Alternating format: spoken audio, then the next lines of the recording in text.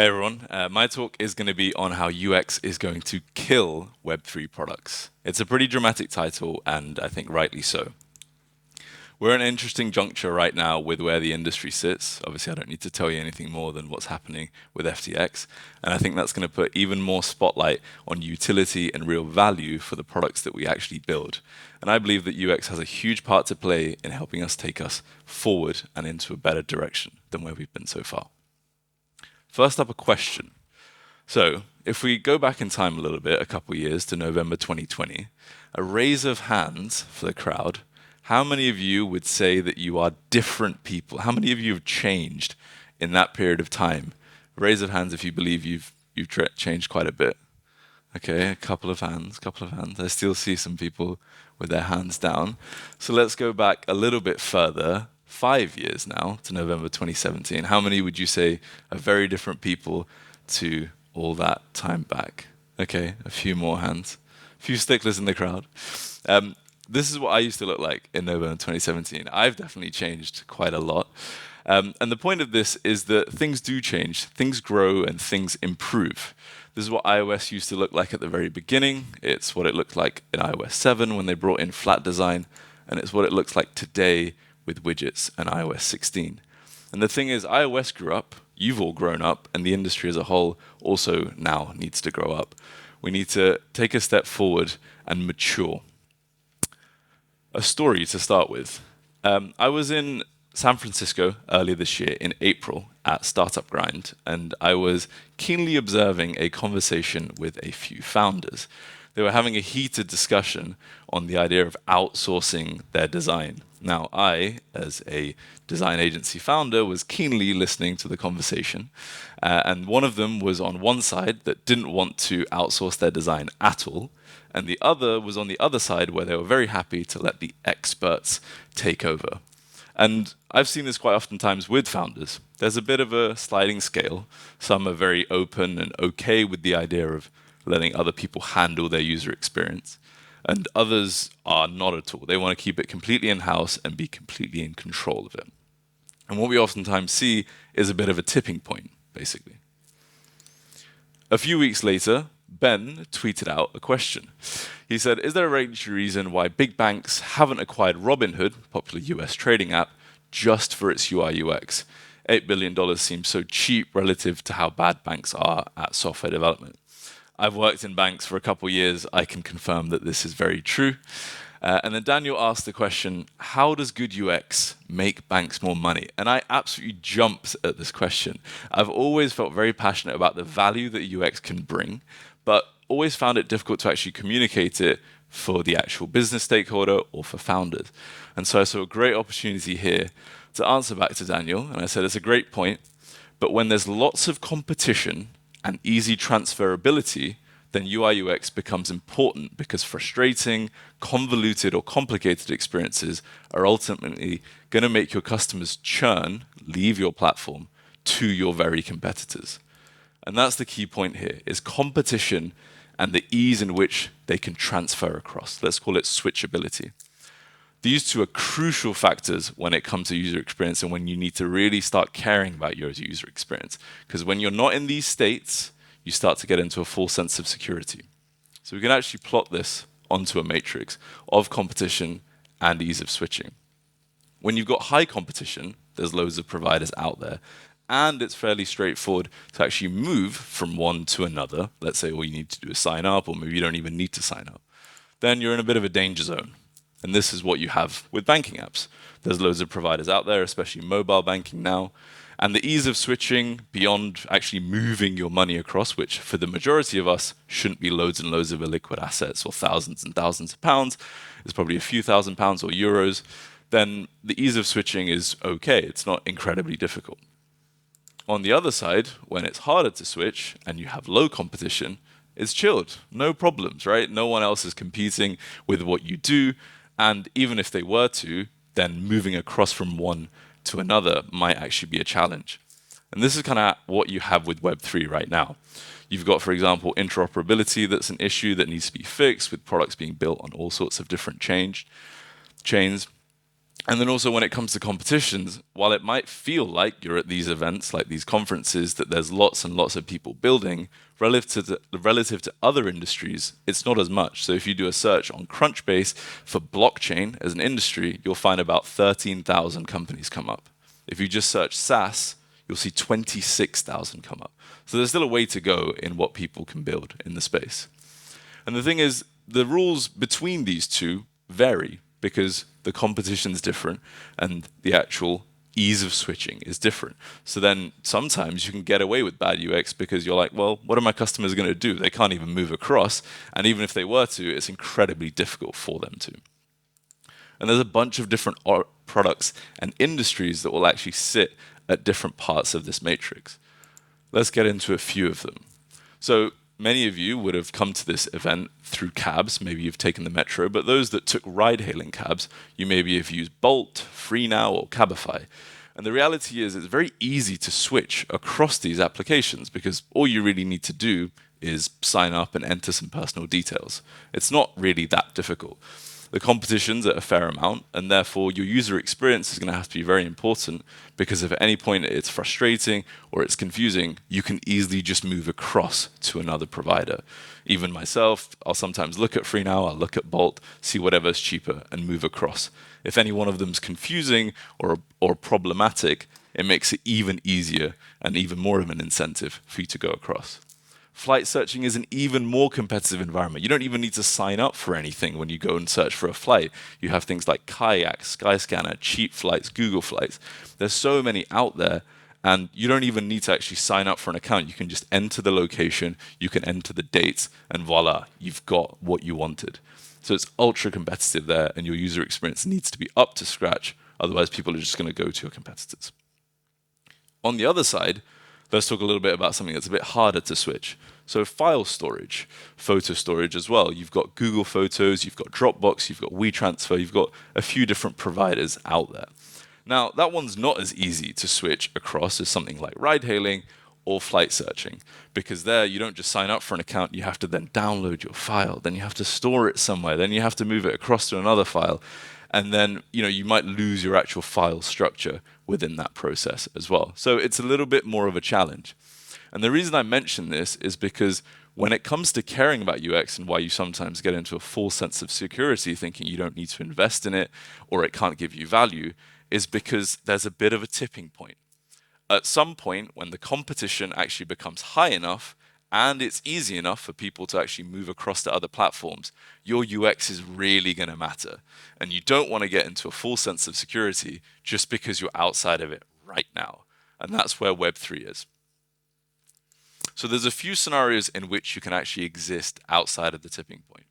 Monopolies, multi-product offering, and early adopter customer base, which is particularly important for Web3. The first one, monopoly man over here. Now, when you have a monopoly, it's pretty straightforward. If there is no one else doing what you do, your customers have no alternative to go somewhere else if your experience is actually frustrating. They can't do anything. So you can get away with it. But anti-competition watchdogs, other providers coming onto the space, this may not last forever. Number 2 is multi-product offering. I used to work at a real estate platform, and they had a product that they would give to their agents. They also provided insurance. They also provided other services for their tenants. And the reality was, on their balance sheet, they had multiple parts of the business that were actually generating revenue. So when your product isn't your cash cow, it's okay to get away with it because, well, it doesn't bring you in the most money, and you're going to focus on the things that ultimately bring you in the most money. Number 3 is an early adopter customer base. Now, right now with crypto, we have people excited by the technology. They see a quantum leap in what cryptocurrencies can do, for example. And so you have visionaries and early adopters that come early in the tech adoption lifecycle that are in the space. And those that come later, like the early majority and the late majority and the laggards who are forced to adopt technology, they're not just going to be incentivized by how cool the tech is. They're going to want to see real value in what you produce. So this is going to become very important, and that little gap there is referring to The Chasm, a great book called Crossing the Chasm about the tech adoption lifecycle. And number 4 is money over time. When people think they can make the money for the time it takes, they will be willing to take on poor experiences, when it's worth it for them. You saw this a lot with DeFi Summer. People will go through 4 or 5 different platforms, they'd go through 3 or 4 different tokens to generate great yields. When they feel as though the incentive monetarily is big enough, they'll be willing to take on the time it takes for potentially frustrating user experiences so that you can make that money. Now, all this stuff's great. You might be thinking, right, I've just heard a lecture on UX. This is fantastic. Now I can just get off and go away, right? But really, you actually want to know, well, how do I now use this to get me a competitive advantage? It's all great talking at you about the reality of the situation and where things might go, but how do we now leverage UX so that we can make some money, right? That's what we want to do. We want to use these products to bring on more users so that we can make some money. Okay, so we're going to leverage UX to onboard more customers, keep customers for longer, and make customers use it more. All of these to increase the amount of people you bring on and the amount of time they spend on your actual platform to ultimately generate more revenue. So there's a few ways that we're going to do this: optionality, incentivization, spoon feeding, and internal systems. Let's get into the first one. Optionality. This is about bringing options to the people that you're giving your product to. So Web3 Auth is a great example of this. Traditional Web3 products will have connect to wallet. They'll have Wallet Connect or MetaMask or browser wallets, and that's the standard way that you actually log in and come onto a platform. What Web3 Auth does is it also allows for social sign-on, which is very familiar for Web2 platforms right now, and then it masks that complexity for the users on the back end. So now you've not only got your early adopters, visionaries, your degens that are looking to connect through their wallet and want it fully decentralized, you can also have people that might not have a wallet, which in effect is a bank account. They can also log in with their social platforms to be able to get in there as well. So you're able to bring on even more people so that you can make some more money, right? That's what we want to do. Number 2 is incentivization. So, STEPN. Now, I'm not going to talk about play to earn, that model, or anything like that. That's a discussion for another time. But STEPN does a great job here of incentivizing its users, sometimes also referred to as gamification. What STEPN does here, when you're going on a run, you are told to keep a limit of 6 to 9 kilometers an hour to actually be rewarded for your run. So those of you that aren't familiar with STEPN, you get rewarded with tokens when you take steps or runs.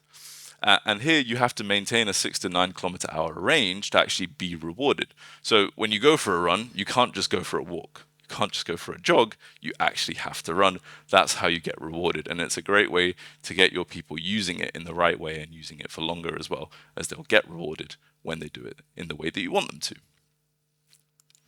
Number 3 is spoon feeding. This is literally about shoving the experience that you want down your customers' throats. Guide them, tell them, and make it so damn clear that they can do this and how to do this. Argent Wallet, which is built on top of Ethereum Layer 2, is a great experience for this. So as soon as you come in the onboarding process and you've completed that for Argent, you are told to buy crypto with fees. You're given that very clearly in the experience with this card here. That's the first prompt. Then you come in to the next page and you've given a recommended label to Ramp. That's the provider that they encourage you to use because that's actually how they can give you a free purchase. So they come in and they encourage you to make a transaction from the very first level of the experience. And that's going to get your customers to use the platform from day one. And then they get familiar with that experience so that they can then use it again and again. And if you're thinking about it for traditional wallets, most of them are used to hold money, right? Doesn't really make too much unless you do something with that. Here, you also get a fee off of transactions. So if you can start to get your users to use the transaction feature, then you can get them into that habit and then hopefully generate some more revenue for your product. And number 4, the least sexy one because it doesn't have a picture, is internal systems. So internal systems is specifically about design systems. Now, I'm a designer and we build design systems, which for those of you that aren't familiar is a common language that you have across the experience. So if you see a button on the landing page, that button should be consistent on the profile page, on the settings page, on the checkout page. And what that does is, as designers, it allows you to actually create your designs faster because you're not having to think about how do I create this button every single time. And Figma did a study on this internally last year where they found it can lead to a 34% faster output, which, by the way, in a 5-day work week is Tuesday afternoon, for actually outputting designs. So they did a comparison between a team that built designs with design systems and built designs without a design system, and they saw 34% faster output. Now that obviously also has benefits when it comes to dev time as well. So it can lead to faster development. And we found with our own clients, it can get up to a 30% benefit in pushing out features. Now, both of these are crucial because now what you have is an environment that you can iterate faster, you can iterate and build faster, and therefore you can ship out improvements faster, quicker, and more often than all of your competitors, which is something that Figma actually themselves have done, which we'll get onto. All of these are really, really important. Those are just some of the techniques that you can use to actually leverage UX so that when Web3 does eventually go inside of the tipping point in maybe a few years, you're not going to be left thinking, damn, why didn't I leverage this user experience enough at an early stage when I knew about it? Case study time. So we're going to talk about Sketch and Figma. You might have heard about Figma recently because it was acquired by Adobe, but before Figma came around, Sketch was actually the incumbent. So Sketch was the disruptor. They took over Illustrator and Photoshop in the UI tools space for designers. They loved it. So in about 2015, it was the market leader. That is what was winning out all these design tools. And Sketch came in and they took on a quantum leap from what Illustrator or Photoshop were doing, but then they rested on their laurels. They didn't focus enough on their actual user experience. And then came along Figma, which had a completely new way to take on designers' experiences, but also other parts of the product team from day one. There was a survey that was done in 2017 by UX Tools. They do this every single year with designers, and they ask them, what is the design software that you most typically use? In 2017, Sketch was number one. It sat about 4 places above Figma. It had 7 times the market share of Figma. It was dominating. It was completely blowing everyone out of the water. And then 4 years later, just 4 years later, not only has Figma flipped Sketch, it is now 3 times the market share of it. That's absolutely insane in such a short period of time. And the reason why is because they took such a deep focus on their designer's experience from day one. This is their landing page from 2015. Now, I talked about optionality earlier with Web3 Auth. From the very beginning, they went cross-platform. They blew out the idea that you needed to be this creative with a Mac that was a designer. Anyone could come in and anyone could use it from day one. They went Windows, they went Mac, and they went browser from the very, very beginning. Sketch to this day is still Mac only. The other thing that they did was they actually looked at the experience that designers have when designing, and they don't design in isolation. They design with their product team members. So they brought in simultaneous editing, which if you ask any designer in the mid-2010s, would have loved to have seen Sketch have as well. And now they allowed product managers, they allowed other business stakeholders, and they allowed developers to come in to the platform and work together. They actually expanded out their target market. Here's a Google Trends chart of what that actually manifested into. For the last 5 years, you have Sketch in black slowly teetering down, and you've got Figma in blue climbing up. And then COVID was the big driver for that switch, as obviously everybody went remote. Simultaneous editing really became a big focus. Don't be Sketch, invest in UX. To recap, number 1, the UX tipping point is the threshold that UX can make or break you. Make sure you start leveraging it sooner to get ahead of your competitors. Number 2 is UX can help you in 3 ways. Onboarding more customers, retaining them, and encouraging them to use your product more to make that all-important money. Number 3, optionality, incentivization, spoon feeding are some of the ways that we can approach this, and there's many, many others. And number 4, don't be fooled by the current market, just like Sketch was. Thanks for listening. Let's go get some more users.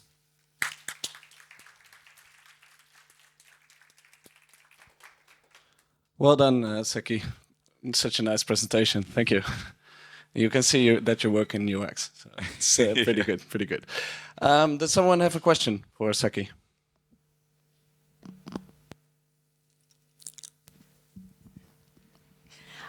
First of all, thanks so much as a product manager in Web3. It's like, oh my God, thank God somebody's talking about this.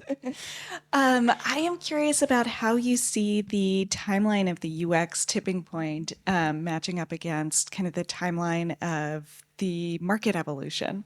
Do you think the UX tipping point is something that's only going to come when we're back in the next market cycle and have a new influx of Web2 users? Yeah, that's a great question. I think you could look at it as in the past, UX has caught up. And what I'm trying to say and communicate with this message is don't wait. Don't wait for that next market evolution, because if you start early, when the market evolution comes and there's thousands of people ready, your experience will be ready to take them on. So maybe people will rest on their laurels and not heed the message, but if you do, you can definitely get an advantage. So I would hope that it comes sooner than the actual market evolution.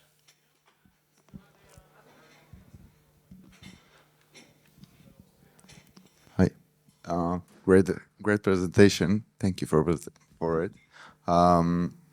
You talked about all the buttons and all the components in the UI that are actually self-explained. Like you don't need to explain the user what to do. It's like if you have a button or if you have, I don't know, any component. And I really like to have those components that are like self-explained. But sometimes you have a really complex features or components, let's say, and there is, maybe I don't like to add tutorials or things that need to guide the user through the UI. I really like it to be like a self-explained, but I would like to hear your opinion about tutorials, or if you have any threshold for tutorials. Or Yeah. So you mean like kind of journeys for onboarding when you're like guiding people? Yeah, that's one way to approach onboarding. Sometimes looked down upon. I think one key point I'll make for your for when you're describing this is that when it comes to good UX, it's not always about making it simple. It's not always about minimizing the number of steps. That's just one way to do good user experience. But actually, good user experience is understanding who your users are and what they need. So if they need more guidance, give them more guidance. It's not always about reducing the number of clicks and making it shorter, because you might actually want to introduce friction sometimes. That's what great UX actually is knowing who they are and where you want to take them and what you want to achieve as a business. So if onboarding is the right way to guide them and they feel assured when they're going through that experience, then I'd say, yeah, go for that experience. It's not always about making it simple. There's certain platforms that are inherently complicated, and if you just try and simplify it down, you could have problems on trust, for example. So it's about understanding what they really need and then adapting to that. It's not always about just keeping it super, super simple, super, super fast. So to summarize, if you feel as though that's what people need, and like let's say when you're doing user testing, they're like, oh, I felt assured when I went through this, you can ask open-ended questions to find that out, then that's a good sign. If they felt like it was annoying and they just clicked past it, then it's not doing its job, and therefore you should look for another way to help them on board. Thanks. Thanks, Sakky. Give it up for Sakky, everyone. Thank you.